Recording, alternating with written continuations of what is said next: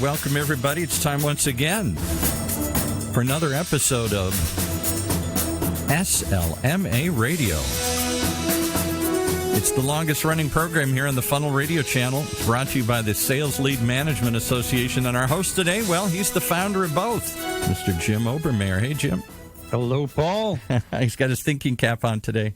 I only take this thinking cap on certain days. Some days it's the Reagan cowboy hat. Sometimes it's the Ferndale Farmstead Creamery, where that makes great cheese and milk, by the way, up in the far northwest. But today I've got my thinking hat on. It actually says thinking right along the top of the cap. Right along the top. I got it in Orange County, California. Kept it with me all these years. And what were you thinking when you bought your thinking cap here? I don't know. I got it at a trade show like everything else. I get a freebie there. It's but today it's on for a reason, because I've got Steve Benson on today. He's been a guest on SLMA Radio several times through the years. And when I need some deep thinking, when I need somebody who looks at the marketplace, when I need somebody who's got experience, who knows field sales, who knows marketing, and he's got the answers, I go to Steve. And Steve's agreed to bring up some answers today to talk about the actions sales leaders need to take in a recession.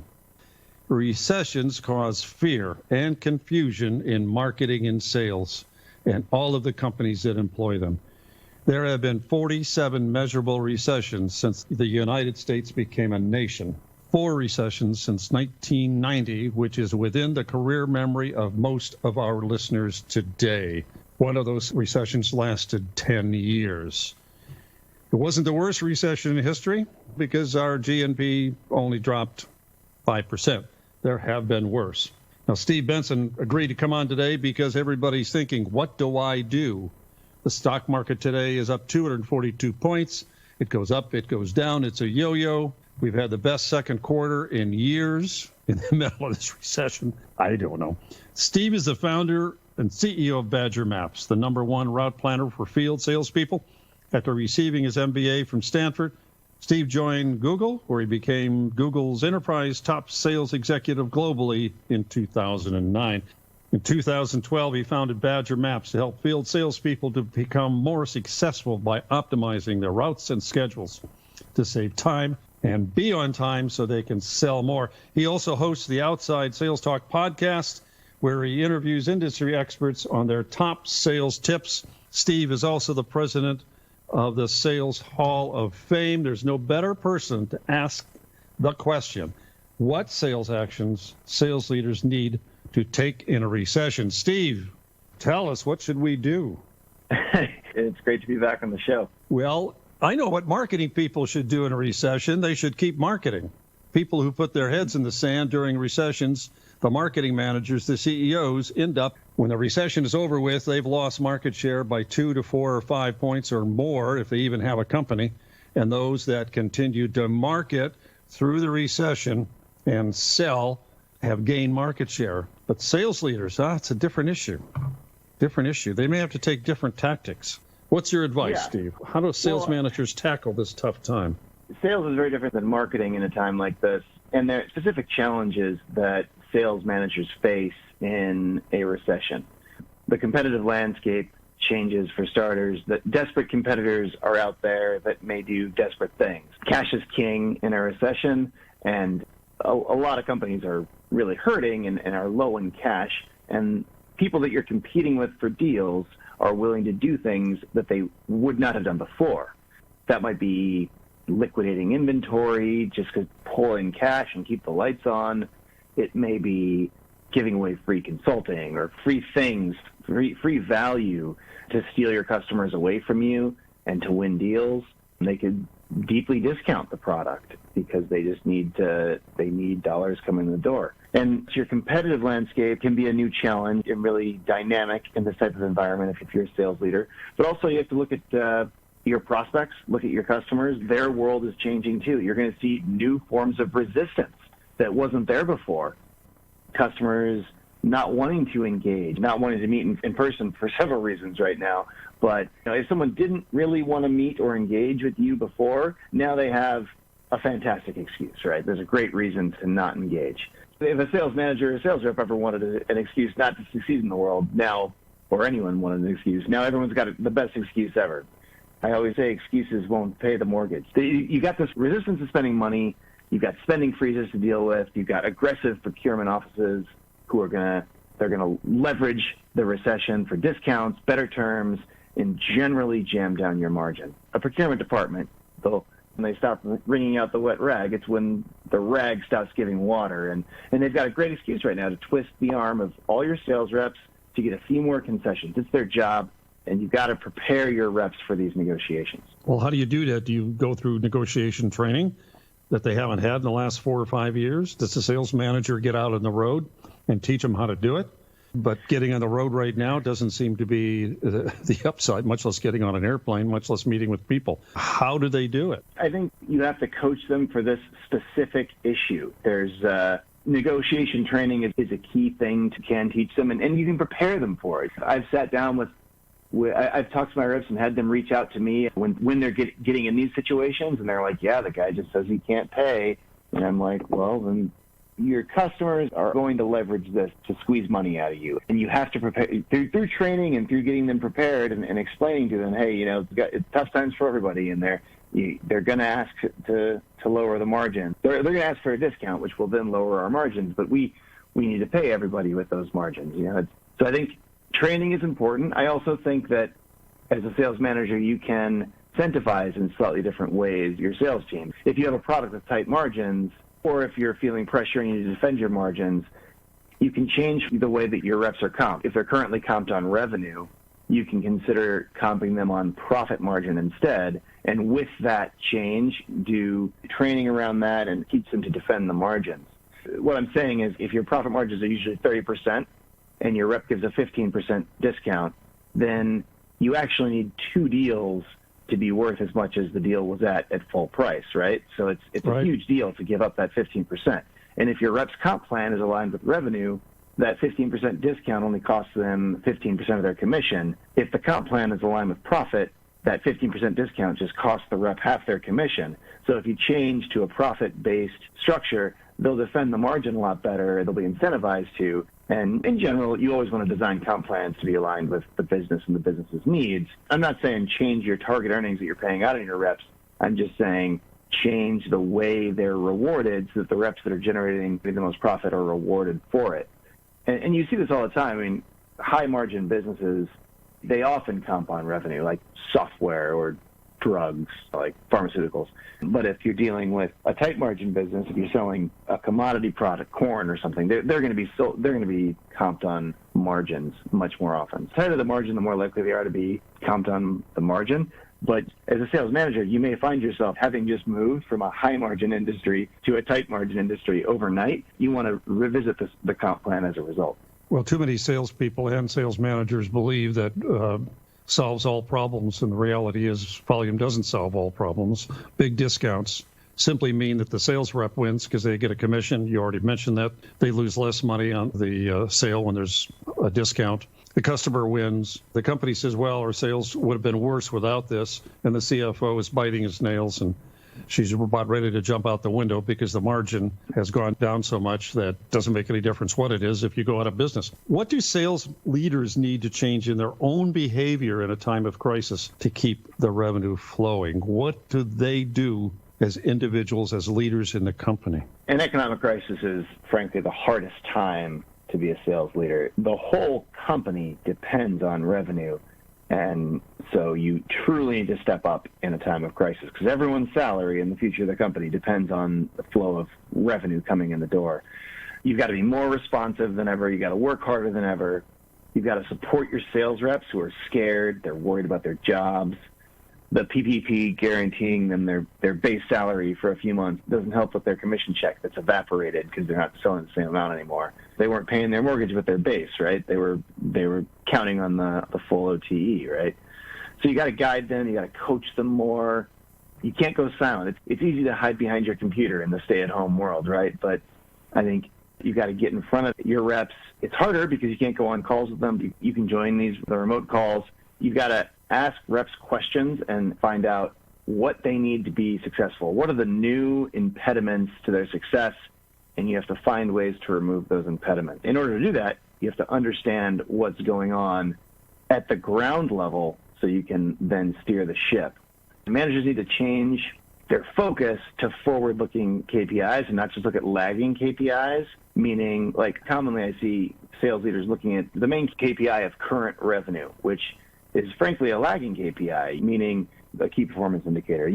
The current revenue you're getting this month is because of things you did 3 months ago a lot of the time, depending on your sales cycle. It's very easy to just look at sales right now because cash is king, but as you evaluate your reps, as you try to get a feel for what's going on, you need to keep an eye on who's building pipe, who's generating revenue for the future.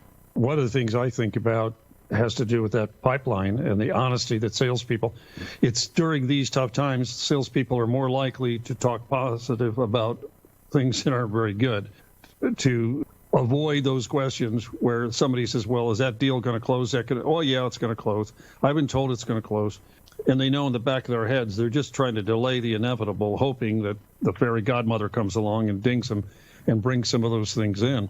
And I think you have to do what I've done in the past, which is sit all the salespeople down and say, if there's ever a time I need honesty from you on this pipeline, is now. It's brutal. It's not fun.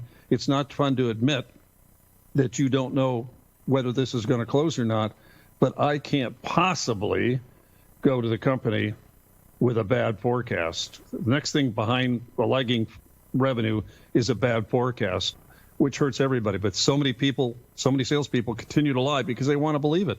What do you do about that forecast? Yeah, it's really, really hard to forecast well right now. And it's because deals that would have closed in the past, and we're seeing this at Badger right now, our sales cycle is expanding. People are still looking at the product at the same rate, but once they've evaluated it, they've decided, yes, this will be useful for us once we get back out in the field here, once we're able to sell again.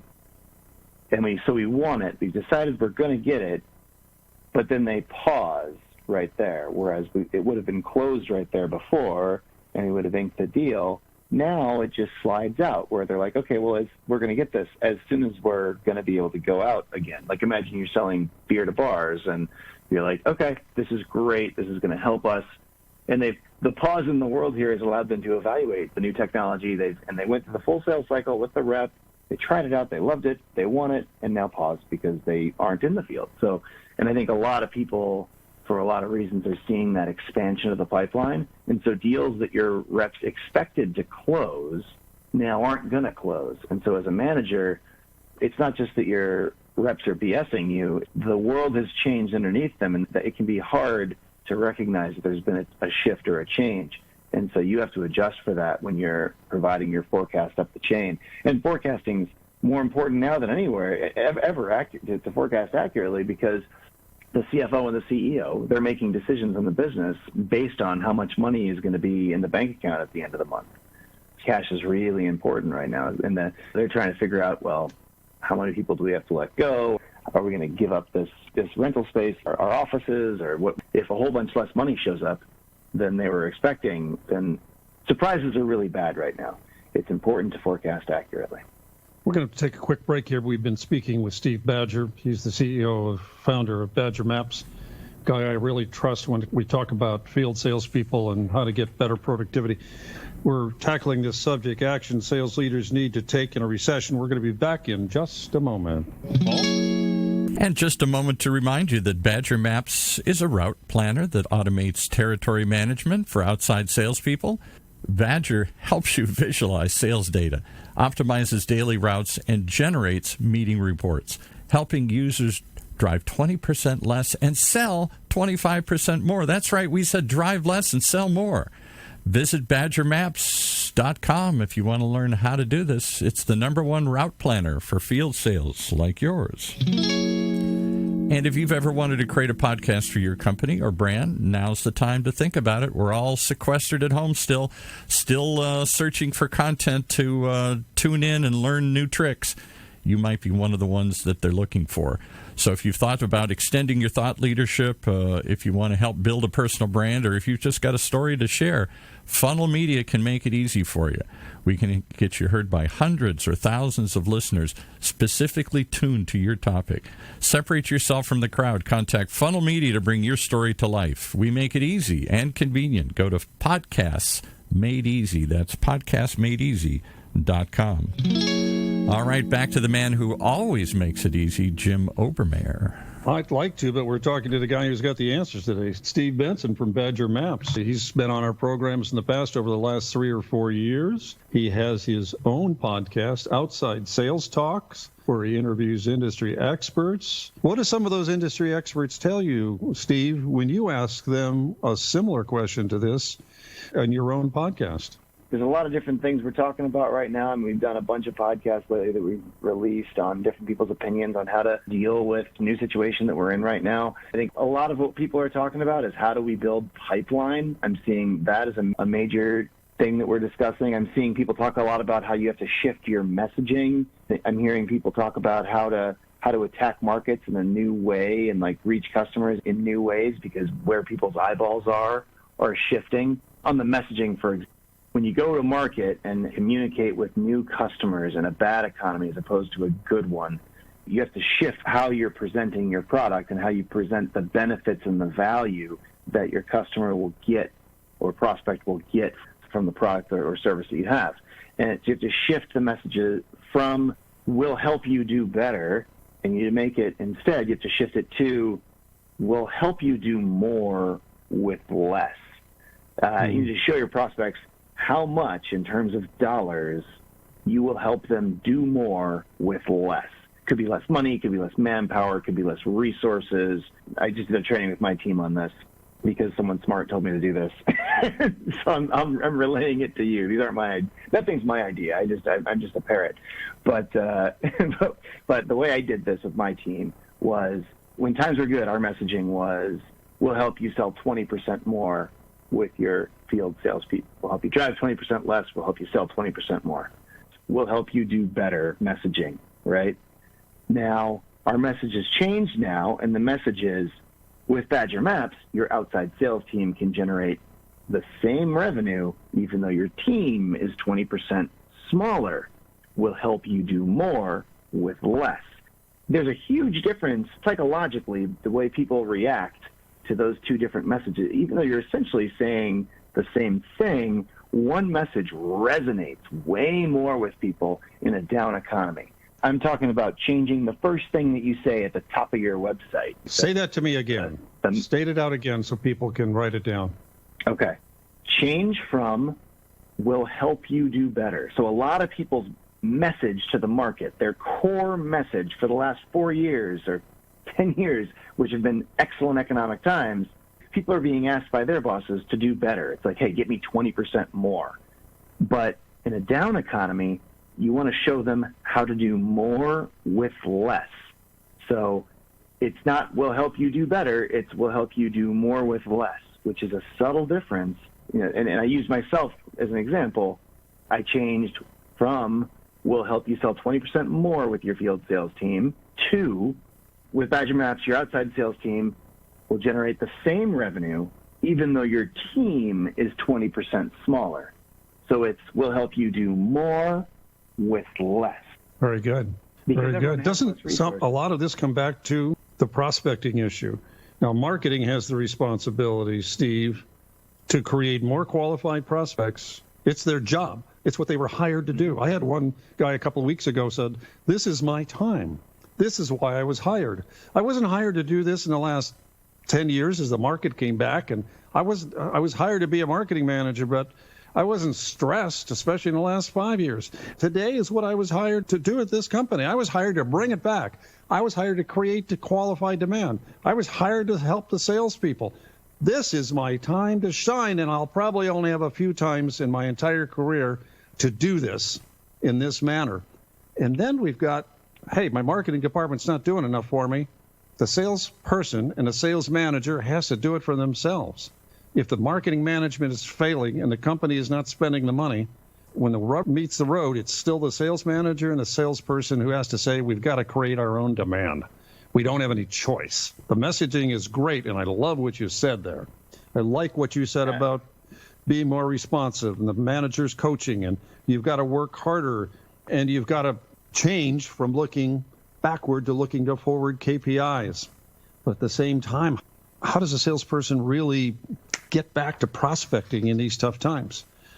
I know you don't like talking about your product because you've talked about this in the past, Badger Maps. This is not what this program is about, but tell me how Badger Maps is going to help them do that. Let's put it right up front and get it on the table, and we've got 2 minutes to do it. Okay. The good thing about right now, from a prospecting perspective, is that people have the time to engage with new ideas. They're looking for ways to improve their business. They're looking for ways to save money. They need to make change. So a big challenge for a lot of situations is that prospects that are looking at a product don't take action because they do nothing. They don't take action because they weren't motivated to make a change. They had other things they were thinking about. They didn't need to make a change. Now people need to rethink things. They need to bring in new ideas. They need to execute on new things. And so certainly our biggest challenge has always been that. Like, people are like, oh, yeah, that's the problem we could solve, but we should do that in 6 months after we're done with this project and this project. We've seen a lot more interest and a surge in trials. Business is flat, but in terms of revenue, but trials have gone up because I think sales cycles have expanded for us. The reason behind that is people are like, oh, we've got to do this better. Like, this is an area where we're inefficient, and the time that our reps are spending in the field is not being spent wisely. They're not, optimized. They're not focusing on the right customers. They aren't being as tight with their schedule as they could be. And now's a good time to take a look at products to fix this, because we have to tighten things down a few notches, because we either have less reps or they have to work harder or more efficiently because we have to do more with less. And so it's definitely something that we've seen on our side. And those are things that we help people with specifically. We help them be more efficient when they're in the field. And so that's something that we can help them with. Whether they're in the field driving or whether they're in the field sitting behind their computer saying, who do I contact next? Your whole system is not about the GPS system. Your whole system is about this routing and their scheduling and their time, right? Right. This is a time where people will pick up their phone. That's the good part. One of the only silver linings in all this is people are much more likely to engage and pick up the phone and be open to change. It's a great time for prospecting. I've never seen people pick up the phone the way they are now. Well, Steve, thanks for coming on today. You've been very helpful. Gave our listeners a lot of tips. And we'll talk about your Outside Sales Talk podcast at another time. Again, I really want to touch the Sales Hall of Fame. How does someone reach you, Steve? Best place to reach me is probably LinkedIn. Search Steve Benson, Badger Maps. If you want to know about Badger, obviously the website, badgermapping.com, is probably the best place. If you're looking for the podcast, Outside Sales Talk, you just look it up on any podcast platform. The Hall of Fame, just search Sales Hall of Fame. It'll come up. And we got some cool resources there for people, in honoring some of the great sales thinkers. Steve Badger, you came through again today. Appreciate it very much. Absolutely.